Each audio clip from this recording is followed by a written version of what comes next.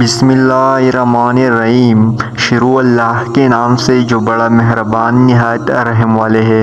السلام علیکم محترم ناظرین، آج کی ویڈیو میں ہندوستان آنے والے صحابہ کرام رضی اللہ عنہ کے بارے میں بیان کریں گے۔ کتاب تاریخ سے معلوم ہوتا ہے کہ ہندوستان میں رسول اکرم صلی اللہ علیہ وسلم کے 25 صحابہ کرام رضی اللہ عنہ تشریف لائے ہیں۔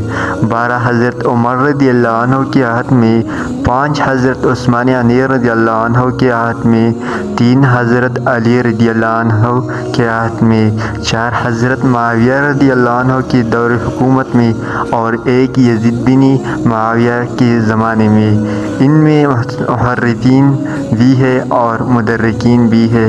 محرفین سے مراد وہ صحابہ جنہوں نے زمانہ جاہلیت بھی پایا اور زمانہ اسلام بھی، لیکن آپ صلی اللہ علیہ وسلم کی زیارت نہ کر سکی، اور مدرکین وہ ہے جنہوں نے صرف حضور صلی اللہ علیہ وسلم کا زمانہ پایا ہو لیکن زیارت نہ کی ہو۔ تو یہ تھی آج کی ویڈیو۔ اگر پسند آئی ہو تو چینل کو سبسکرائب کریں۔ خدا حافظ۔